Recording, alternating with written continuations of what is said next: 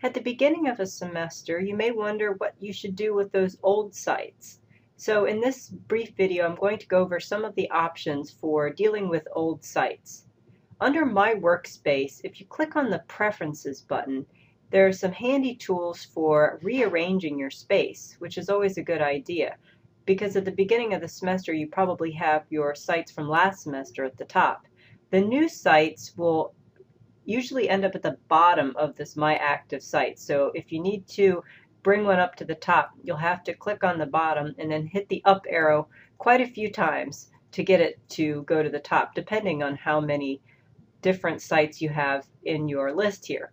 The other option is to hide some of the sites that you no longer use. So if I scroll through my list here, some of them are fairly current and some of them are from a few years back. So if there's a site or two that you don't want to show up in this list, or if you have a long list like mine under More Sites, if you want to remove items from that menu, you can move it to My Hidden Sites.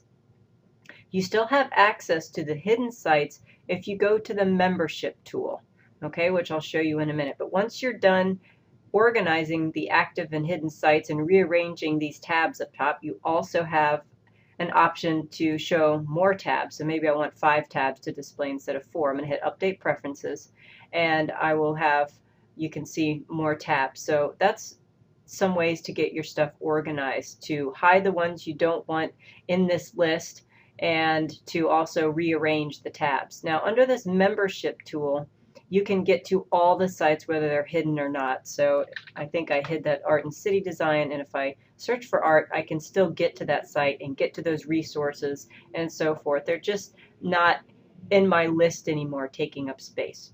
Now, all of these sites on here that I have, most of them are still published, which means the students who were in that class, if they log into Sakai, can still see all of those course materials, and they also have a tab for this. So if you want to take a class offline for those students, an older class, you can do that by going to one of your old sites. I'm going to go to one of my fall sites here, this example page that I can take offline, and I'm going to go down to Site Info.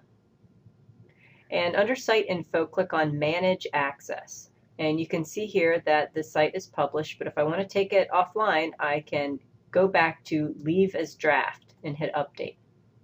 Now you can see at the top left, this is an unpublished site. So I still have access, and anybody else who's in here as an instructor still has access, but the students will not see this tab anymore in their list.